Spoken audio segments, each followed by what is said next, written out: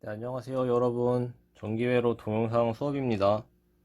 이게 전기회로 마지막 수업이 될 것 같아요. 여러분들이 이제 10월 달부터 학교를 나오니까 이게 전기회로 마지막 동영상 수업이 될 것 같습니다.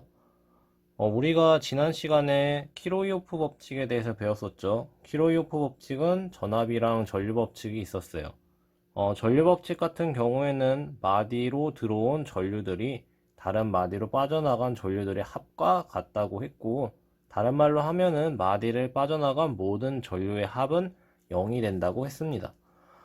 그리고 전압 법칙 같은 경우에는 회로에서, 그러니까 닫힌 회로를 얘기를 했었죠. 닫힌 회로에서 전류가 지나간 그 경로에서 마주치는 모든 전압들의 합은 0이 된다는 사실을 보았어요.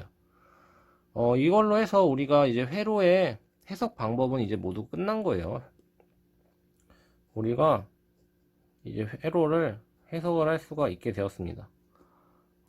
회로 해석은 우리가 여러 가지 방법으로 했었는데, 일단은 먼저 회로를 해석할 때는 마디를 먼저 찾으라고 했어요. 마디를 찾을 수 있다면 우리는 이제 저항의 연결 방법을 알 수가 있죠. 저항의 연결 방법을 우리가 알고 있다면 우리는 저항을 등가 저항으로 바꾸고 합성 저항 값을 구해서 등가 회로로 간단하게 만들 수가 있었죠. 우리는 이렇게 등가 회로로 변환한 이후에 회로를 해석을 했는데, 회로를 해석할 때 우리가 오메 법칙을 사용했어요. 오메 법칙을 사용하면 이제 우리가 저항 값을 알고 있기 때문에 여러 가지 전류라든지 전압을 우리가 계산을 할 수가 있었죠. 전압 같은 경우에는 항상 강조를 하지만 전위 차이를 우리가 얘기를 한다고 했습니다. 전위 차이, 전위 차죠. 그래서 우리는 이 전위 차이를 가지고 또 뭘 할 수 있었냐면 각 마디의 전위를 계산을 할 수가 있었어요. 이렇게 해서 우리가 회로를 해석을 할 수 있게 되었습니다. 자, 그러면 이제 무엇을 대해서 배울 거냐면, 회로에서 가장 중요한 것은 전류였어요. 우리가 키로요프 법칙에서도 보았지만 전류가 회로를 이렇게 돌아다니면서 각각의 소자들, 전기 소자들의 전기적인 에너지들을 전달해 준다고 했어요. 그래서 우리가 대표적으로 회로 해석할 때 보았던 저항 같은 경우에는 전기라는 에너지를 열 에너지로 바꾸는 것을 우리가 보았죠. 키로요프 전압 법칙에서 우리가 보았죠. 전압 법칙에서 전압은 이제 전류를 만들어낼 수가 있었고, 전류가 회로를 이렇게 돌면서 전기적인 에너지를 전달을 했어요. 그러면서 저항이 그 에너지를 소비했고, 그로 인해서 한 바퀴 전류가 경로를 다 돌았을 때 그 전압값의 합이 다 0이 되는 것을 보았죠. 왜냐하면 공급했던 전기적 에너지를 저항이 다 소비했기 때문에 남은 에너지가 없어서 그 합값이 0이 나오는 것을 우리가 보았죠. 이처럼 전기에서 가장 중요한 것은 이제 전류라고 볼 수 있어요. 왜냐하면 전류는 전기 에너지를 전달하는 것이니까요. 그럼 전류는 지나다니면서 전류가 지나다니는 길을 우리가 전선을 통해서 우리가 전류가 지나다닌다고 하죠. 그래서 전선 같은 경우에는 저항이 존재하기 때문에 저항은 전기에서 뗄래야 뗄 수 없다고 전기회로를 처음부터 수업할 때부터 선생님이 강조를 해왔습니다. 그래서 이번 시간에는 그 저항에 대해서 조금 더 자세히 살펴보도록 할 거예요. 그래서 이번 시간에는 저항에 대해서 한번 살펴보도록 할 겁니다. 저항은 선생님이 앞서 말했던 것처럼 우린 저항 소자를 배웠었죠. 이번 시간에 그 저항 자체에 대해서 한번 탐구를 해볼 거예요. 저항은 전류의 흐름을 방해하는 요소라고 했어요. 전류의 흐름을 방해한다. 근데 이 저항이라는 애는 우리가 원하지 않아도 존재를 한다고 했어요. 자연상의 모든 물체에는 저항이 존재를 하는데 우리가 그거 가지고 우리가 저항을 분류를 했었죠. 저항을 분류한다기보다는 우리가 조금 물질을 구분을 했었어요. 전류가 잘 통하는 애를 우리는 도체라고 부른다고 했었고, 그리고 잘 통하는 애를 잘 통하지 않는 애를 부도체라고 불렀었고, 조금 특이한 애가 있었죠. 특정 조건에서는 부도체의 특징을 또는 도체의 특징을 갖는 반도체라는 애가 있다고 했어요. 근데 반도체는 지금 논외라고 하고, 도체랑 부도체가 지금 저항에서 중요한 얘기입니다. 저항이 높다면 전류가 잘 흐르지 않으니까 부도체 같은 경우에는 저항값이 큰 애들을 말하겠죠. 반대로 저항값이 작다면 우리는 그게 도체라고 지금 부르고 있어요. 우리가 대표적으로 가장 많이 사용하고 있는 도체는 구리입니다. 구리. 그리고 그 다음으로 은, 알루미늄 같은 거 많이 사용하고 있어요. 대표적인 부도체는 이제 고무가 있겠죠. 근데 우리가 이제 알아야 할 것은 구리랑 은이랑 알루미늄이랑 고무 모두 저항을 가지고 있어요. 하지만 구리랑 은, 알루미늄이 고무에 비해서 저항값이 낮을 뿐입니다. 그래서 구리랑 은이랑 알루미늄은 모두 저항은 아니고 모두 도체이지만 각각의 전류가 잘 흐르는 정도가 달라요. 왜냐, 다른 물질이니까요. 은 같은 경우에는 전류가 제일 잘 흐른다고 알려져 있고요. 그 다음으로 잘 흐르는 것이 구리고, 그 다음으로 잘 흐르는 것이 알루미늄입니다. 이처럼 전류가 잘 흐르는 정도를 나타내는 것이 있는데, 그것을 우리는 전도율이라고 불러요. 물체마다 전도율이 다른데, 그 전도율이 다른 이유는 얘네들이 갖고 있는 고유 저항이라는 것이 다르기 때문입니다. 그러면 대충 설명은 이 정도고, 한번 저항에 대해서 본격적으로 자세히 살펴보도록 할게요. 자, 저항은 정의가 어떻게 되냐면, 저항의 정의를 한번 구체적으로 해보도록 할게요. 이 수학적인 정의를 말하는 거예요. 그래서 저항은 우리가 레지스터라고 해서 R이라고 부르고, 저항 R은 고유저항값, 이것은 그리스 문자 로라고 읽어요.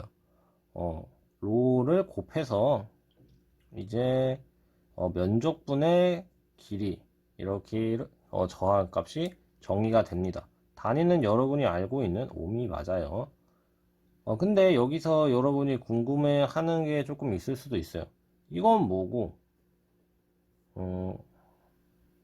R은 이제 I분의 V죠.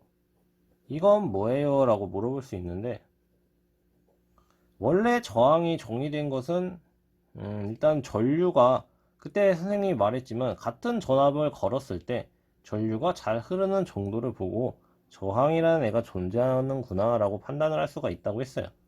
얘도 저항이 맞고, 얘도 저항이 맞는데, 얘는 이제 저항 자체에서 나온 거예요. 저항 자체에서. 그러니까 고유저항이라는 것이 존재합니다. 고유저항. 고유저항은 물질의 특징을 말해요. 물질마다 특성이 이제 고유한 특성이 다르잖아요. 아까 말했지만 은이랑 구리랑 알루미늄 모두 도체라고 했어요. 같은 도체지만 전류가 흐르는 정도가 달라요. 은이 가장 잘 흐른다고 했고, 그 다음에 구리, 그 다음에 알루미늄이 이제 전류가 잘 흐르는데, 그렇기 때문에 얘네들은 똑같은 저항이지만 이제 전류가 흐르는 정도가 다른 이유를 설명하기 위해서 고유저항이라는 얘기를 한 거예요. 즉 고유저항 값이 반대로 로은, 로구리, 로알루미늄 이렇게 했을 때 고유저항 값은 이렇게 점점 커지겠죠. 고유저항이 은이 제일 작기 때문에 저항값이 가장 작게 나오는 것이겠죠. 물질의 특성에 의해서 결정되는 거니까 따로 외울 필요는 없고 그냥 이런 애가 있구나, 물질마다 고유저항이 다르구나, 이 정도만 알면 됩니다. 그러면 요 저항의 정의에서 보면은 L은 뭐냐면 이제 저항의 길이를 말해요. 저항의 길이. 그리고 S는 저항의 면적을 말합니다. 저항의 면적. 그러니까 쉽게 말해서 전선이라고 생각하면 돼요. 전선의 길이와 전선의 면적을 생각하면 됩니다. 즉 전선이 길수록 저항값은 커져요. 왜냐? 값이 커질수록 저항값이 커지기 때문에 저항은 길이가 길어질수록 저항값이 커지는 것을 알 수가 있습니다. 반면에 면적 같은 경우에는 반비례하는 것을 볼 수가 있는데요. 분모에 있기 때문에 면적값이 커지면 저항값이 작아지는 것을 볼 수가 있죠. 그러면 이걸 한번 설명을 해보면 간단해요. 여러분들이 달리기를 한다고 생각을 해보면 코스가 이렇게 길 때, 긴 것과 코스가 이렇게 짧은 게 있다고 한번 생각을 해보세요. 여러분들이 달리기를 할 때 상식적으로 같은 속도로 뛸 때 긴 코스를 뛰는 것보다 짧은 코스를 뛰는 게 덜 힘들겠죠. 전류도 마찬가지예요.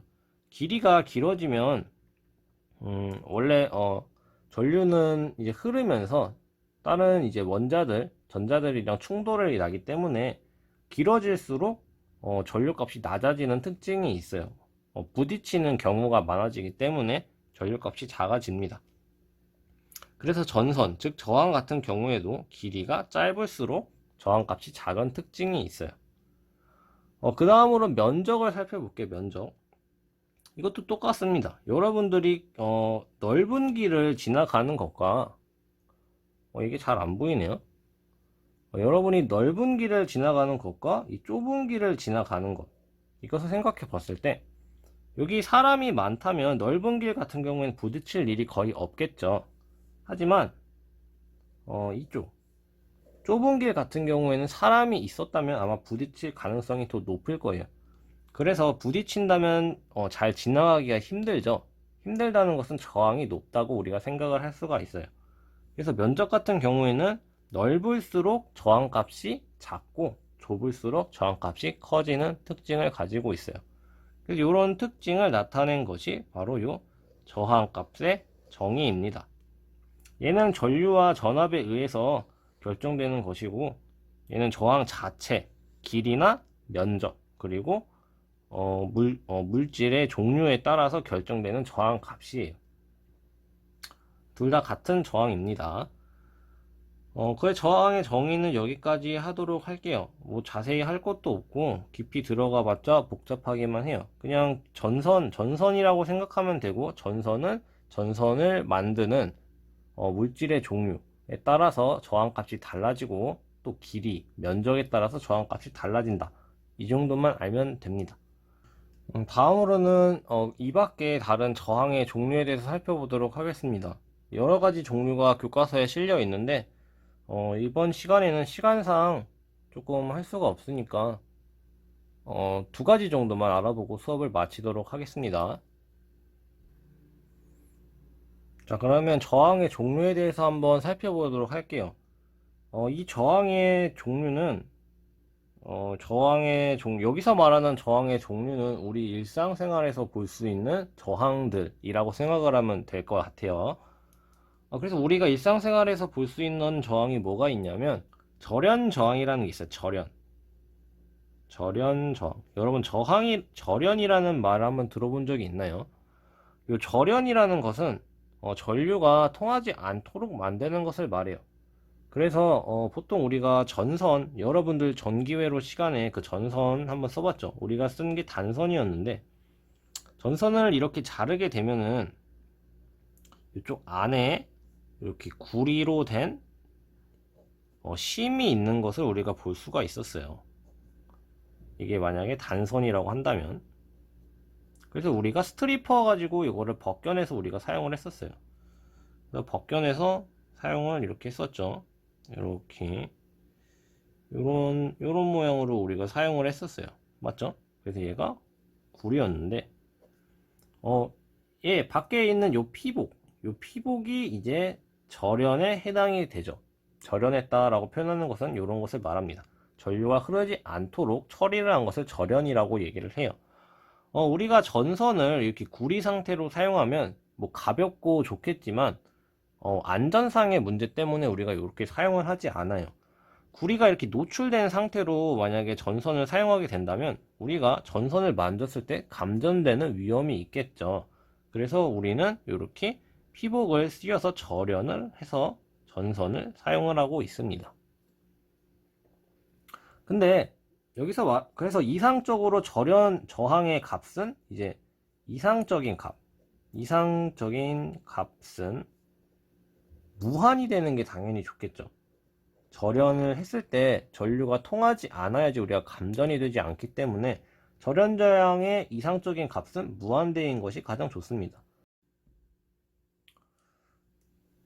절연 저항은 누설 전류분에 이제 공급된 전압으로 우리가 표현을 할 수가 있어요. R은 I분의 V죠. 그냥 그거를 이제 누설 전류로 바꿨을 뿐입니다. 얘가 이제 누설 전류가 되는 거죠. 그래서 이상적으로 생각을 해봤을 때 누설 전류가 거의 없으면 절연 저항의 값은 이상적으로 아까 선생님이 설명했던 무한대 값이 나와요. 이 카메라 각도를 넘어갔네요. 이상적으로 무한대 값이 나옵니다. 하지만 전압이 너무 높거나 아니면 절연체의 절연이 약간 모자랐을 때 누설 전류가 발생하고 그 누설 전류에 의해서 이제 전압을 이제 누설 전류로 나눠주면 우리가 절연 저항을 알 수가 있어요. 이상적으로 무한대가 되는 것이 좋습니다.